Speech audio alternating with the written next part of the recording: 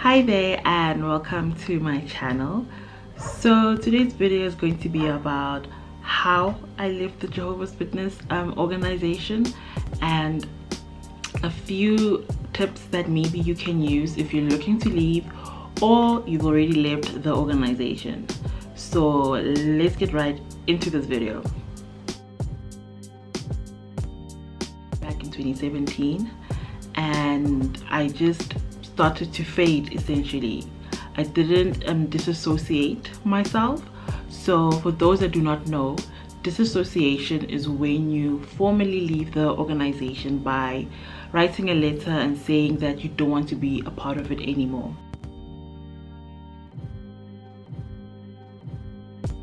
Because of, honestly, I wasn't ready to make that big decision, because that big of a decision because I was quite nervous or scared of people's reactions and my family as well. My parents are still within the organization, so I was quite hesitant, and even now I still haven't, but I'm just living my life. So if anyone bumps into this video, oh well, you caught me now. Definitely, I'm here to enjoy life. I'm not here to suffer. I'm not here to So as mentioned, I left in 2017 and I was still living at home with my parents, going through a very difficult time in my life that led to me becoming depressed and dealing with a lot of mental health issues. So I often say that I feel like depression saved my life, in 2017, because I didn't want to associate with people. I didn't want to be with my friends, just anyone. I just wanted to be by myself because I was so depressed. And because of that, I was just struggling so much to attend meetings. So one day I just told my parents I can't do this anymore, and I just stopped attending. It was quite difficult for them to process this. My mom kept talking to me about it, or trying to talk to me about it, as to why I don't want to attend meetings anymore or be part of the organization anymore. Why am I turning my back on God? And it was just so painful because obviously at that time I'm depressed and I haven't really processed those feelings, or I haven't really realized that I'm actually depressed right now, because I'm still going through the motions of my feelings and just wanting to be alone. So when my mom was like talking to me about this, I couldn't even articulate myself properly and explain what it is that I'm going through.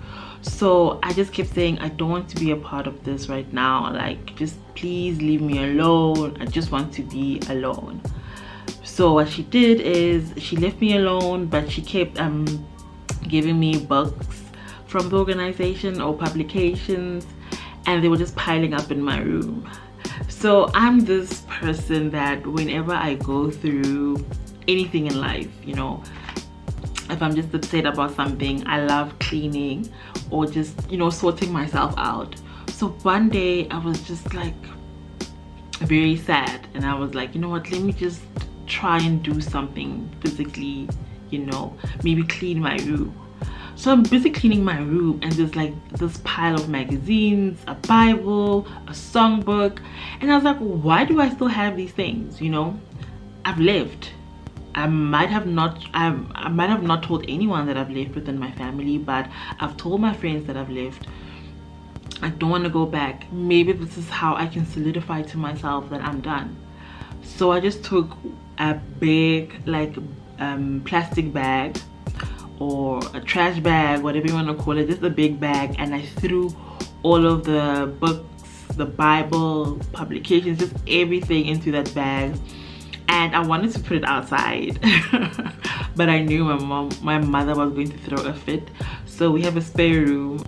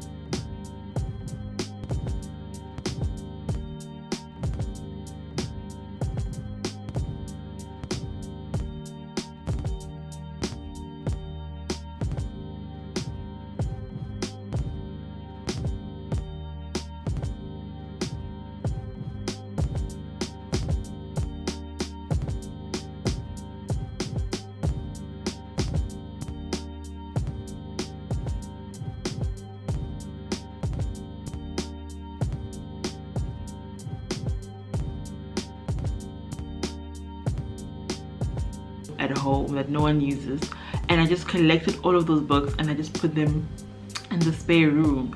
And it was just so good for me because it just felt like I had just spring cleaned my room and I could just start afresh in a sense. So I did that, and my mom realized this after a few days, and she like approached me or confronted me and said, why did you throw away all of these books? And I said, because I don't have any purpose for them, I don't use them. And then she was just so shocked and kept saying, why are you turning your back on God? You shouldn't do this. And I was just like not responsive at this point, and I was just like, I don't know.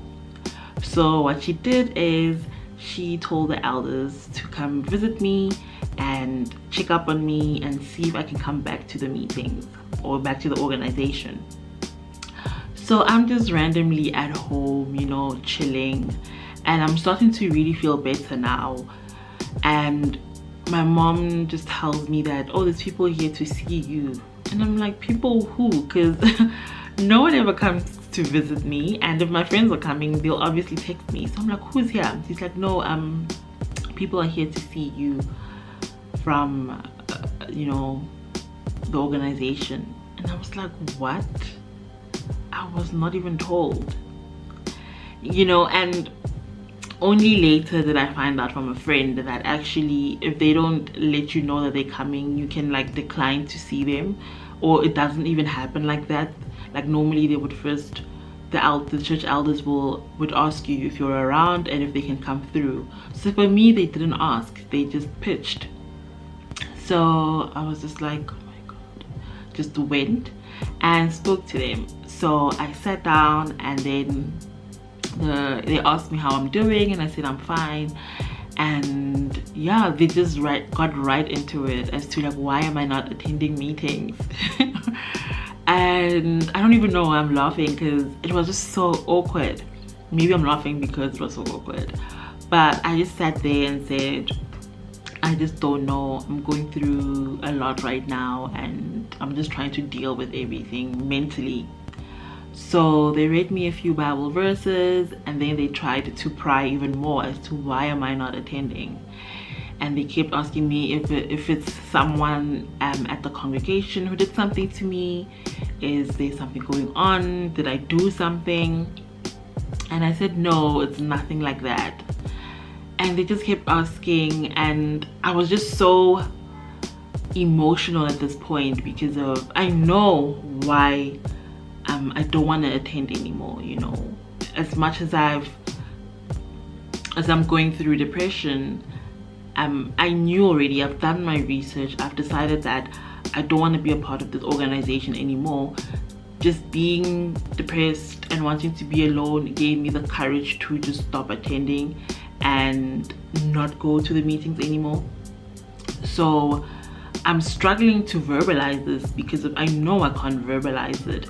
So I just started crying. Like I just started crying because I can't express myself, you know. Because in my head I'm also thinking, this could be your moment. You could literally just say you don't want to be a part of this organization anymore, and it just ends. But I couldn't do it, so they just read a few Bible verses. I can't even remember which Bible verse did they read. Oh, they asked me to bring a Bible and to like page to a certain scripture, and it took me so long because wow, I for some reason I just had gotten used to not reading a Bible anymore. So like looking for the Bible verses was a bit of a struggle, and I was like, wow, damn, you've been out for a while, and it had only been a few months. So yeah, spoke to them, they eventually left, and I was so upset. I confronted my mother about this, saying like, why did they come here? Like, why didn't you tell me? And she said like, no, I don't know, I didn't tell them to come see you, but obviously I know she did. So it's fine, I move on with my life, you know. I start to get better, I am getting back into the swing of things. My mental health is really improving, and you know, I just feel more like myself again. And this is mostly due to the people around me. Like my siblings, my friends was such a great anchor for me. They supported me so much in leaving and gave me the courage to just start living my life the way I want to live it. And even till today, they've encouraged me to, you know, start my YouTube channel, honestly talk about my life experiences and share content around my interests. So I'm just so grateful for them. So at this point, I've left, I've moved on with my life. And then maybe 2 years later, or a year and a half, I think a year and a half later, I'm just at home minding my own business. I even remember I was eating a pie this day, and again my mom just says, there's someone here to see you. And it's a year and a half later, so I'm not even clocking what she's talking about. I'm like, who's here to see me? And she's like, no, it's church elder. And I was like, do these people not give up? And literally I was also preparing to leave because I was going to visit a friend of mine who's actually going to be on my channel quite soon. She was also JW and she has left and she's going to share her story. But yes, I was on my way to see her. So I'm busy eating, packing my clothes, getting ready to leave home and visit her. And my mom tells me they're here to see me, you know, and I want to say no. Like this time I want to say no and be like, no, I don't want to. But I was like, you know what, let me just go, you know, and hear what they have to say, because I'm not going to tell them anything that they want to hear. And at this point I had already decided that I'm not going to disassociate myself. I'm not going to explain myself to these people anymore. So the elder talks to me, he sits me down and he asks me, why have I not gotten back to the organization? What happened? And again, I'm busy evading those questions. I just say like, no, I'm just going through a lot of things right now in my life and I'm just trying to figure them out. And she says, no, God misses me and he wants me back at the organization. You know, and I'm starting to get a bit cocky now, and I'm saying, yeah, I've not turned my back on God. Like, I still have a relationship with God, I just don't want to attend right now. And then he says, but you can only, like, you know, build a relationship with God when you are amongst his people, and that's when you are at meetings, when you are partaking in field service and all of that. And this was all before the pandemic, of course. And I say, yes, but I'm just dealing with a few stuff, you know, like mental health issues. And unfortunately, within the Black community, especially where I'm from, people don't really understand mental health issues. And I feel like when I said this, I just lost him essentially. And he said, no, if you are feeling down or sad, just read the Bible, read publications, they will help you. And obviously by that response, you can just tell that this person does not understand mental health issues. They don't understand how it works or what could help someone get better. I mean, they're not a professional, obviously. So as he's saying all of this, I'm just like, oh, okay. So the conversation is now like, he's like busy wrapping up, and I say like, yeah, no, I have to go in anyway. I'm leaving. So he asks me, oh, you're leaving, where are you going? I said, no, I'm gonna visit a friend, I'm gonna sleep over there. He's like, oh, okay. Is this friend male or female? And I'm like, you're looking at him like, the nerve. Where do you fit in this picture to be asking me about who I'm visiting? And I just said a female friend. But I feel like that's where I just literally checked out. I was like, I will never again talk to these people. I'm gonna have a stern conversation with my mom after this. And I was just over it. So eventually that church elder leaves, and then I told my mother that she must never again tell these people to come see me. I will not talk to them. I don't want to talk to them anymore. can she just stop? And I feel like she got the message because it stopped, and I have not heard or seen from them anymore. The very same church elder actually called me a few months ago, and it was quite awkward. So he called me and he said, do you still remember me? And I was like, do I still remember you? Who are you? I hate getting calls from people who I don't know. So already I had an attitude, and I said, who is this? And he said, oh, so you don't remember who I am? Who are you? Before I hang up, he's like, can't you recognize this voice, or don't you recognize this voice? And I said, no.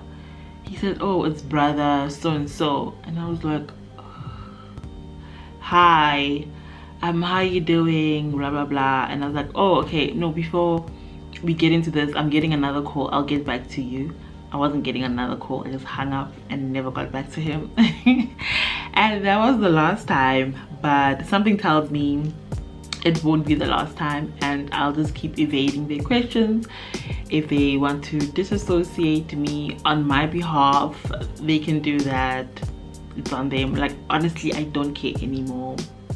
It's not about them. This is about me living my life, and I hope it encourages you to leave. And you can choose, of course, for yourself whether you want to fade or disassociate. It's all up to you and what would work best for your mental health and for you to deal with the situation of just, you know, literally changing your whole life. So for those that do not know, who are not maybe Jehovah's Witnesses, fading is when you decide to just leave, and essentially you just try to get people to forget about you. And then disassociating is when you formally say, I don't want to be a part of this organization anymore. So yes, that's my very short story of how I left and how the elders kept you know, trying to contact me and get me to come back into the organization. Let's get into the second part of this video of how you can leave this organization if you haven't left, or if you have left, what are just a few tips that can help you navigate the space. I would really recommend for you to move away. I moved away and it helped me so much, because of you leave behind that community, you leave behind all of those people. You can start afresh and just define your life how you want it to be. You can do whatever it is that you want to do without the scrutiny of people. No one knows you. You are just a stranger now to everyone, and there's nothing liberating, you know, like that, knowing that you've left it all behind and now you can move on with your life. So moving away, if possible, is something I would definitely recommend. Number one on my list that could help you leave this organization. I would tell you, or really recommend, that you join a group. And I feel like you have two choices here. You can either join an ex-JW group where you talk to ex-JW members who can share experiences, and you know, you can share pointers on why you left the organization, how you're dealing with life right now. And the great thing about that is that those people will understand your experience. They will understand where it is that you're coming from. But of course, you will be constantly now talking about this organization that you're trying to leave. So if that's a problem for you and you just want to leave everything behind, you don't want to talk about it anymore, you just want a clean slate and just completely move on with your life, I would really recommend then that you join a group, like maybe a cooking class, or a parenting group if you have children, or a sport like netball or cricket, like just anything that you can do with a group of people. I would really encourage you to sign up for that, or to join a group like that where you can just talk about anything but this organization, you know. things happen and it might come up, and then you can choose for yourself whether you want to explore that and discuss it with people or not. But essentially, joining a group will just help you to avoid one of the biggest things that you need to avoid when you leave this organization, which is isolating yourself or being alone, because that will just put you in such a place where you will just start spiraling. You will become sad, depressed, angry, and just, you know, have these volatile emotions within yourself. So talking to someone about this will really help you to deal with the emotions that you're feeling, be it anger, happiness, or even being confused, you know. So find your group, find your community, create one for yourself, and it will definitely help you to deal with this very weird and transformational moment or time in your life.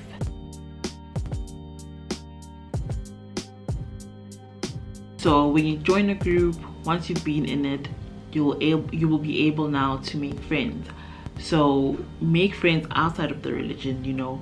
These are the people who will support you and be there for you when you are just feeling very down, or the brainwashing is really starting to mess with you a bit, you know.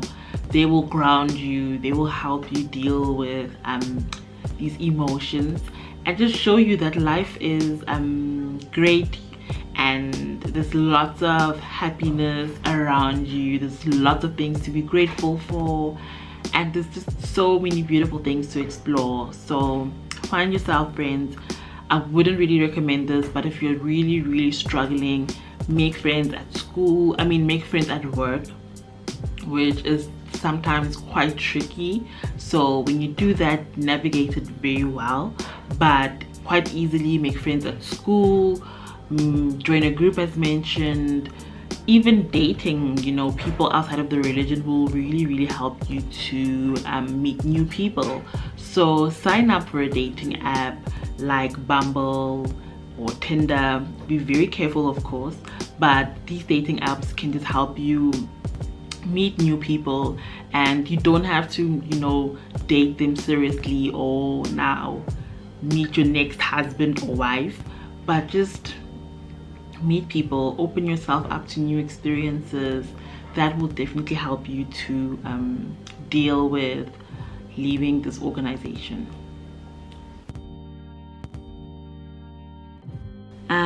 Fourth on my list, and maybe just as important as not isolating yourself, if not more important, it would be seek professional help, such as therapy or a counselor that you can talk to about your past experience. A lot of us, when we leave this organization, we leave with a lot of emotional baggage, a lot of trauma, a lot of things that we've gone through and we haven't been able to honestly express or talk to about someone. Or even when you do try, you feel like maybe you're not understood. So a therapist can really help you process all of these emotions and help you notice or see what actually triggers you, how you can process the trauma and move on, you know, and become just a mentally healthier person. Because it's very important to be healthy physically, but your mental health is just as important as well. So really seek out professional help if you feel like you need it. Learn to celebrate and navigate holidays. So important, because of this now like a whole long list of things that you couldn't do and now you can actually do. So I know people in America right now are going through Halloween season. So if you are somewhere where Halloween is celebrated, immerse yourself into that, you know. Celebrate Halloween, have your fun, and see if it is for you. Thanksgiving, Christmas, Easter, you know, all of these holidays, immerse yourself into them, celebrate them, learn how to navigate them, and see if they fit in within your lifestyle, if you enjoy them, and just allow yourself essentially to just celebrate these things. And birthdays, of course, celebrate your birthday. Like, celebrate yourself every day, even if you don't throw a big party or you don't invite friends over or whatever. But I feel like when it's your birthday, just, you know, sit there, remind yourself that you couldn't even celebrate yourself like this. Go all out if you want to, or just do something nice for yourself on that day, just to allow yourself to have that experience. Because within the organization, you can't really celebrate yourself, that uniqueness about you or your identity. I feel like it's stripped away and you are forced to conform and be like everyone else. So when you're out, allow yourself to be unique, to celebrate yourself. So please celebrate your birthday, you know. And that is my 5 tips for you on how you can navigate life after leaving. If you have not left, remember, you can still prepare as well. So try and build a network, then make friends outside of the organization, so when you are ready to leave and you feel like, okay, you can take the plunge, you've got a net, or you've got a network now, or a group of people that can really support you during this difficult. I want to thank you all so much for watching my video, and I will definitely see you all next time. Bye.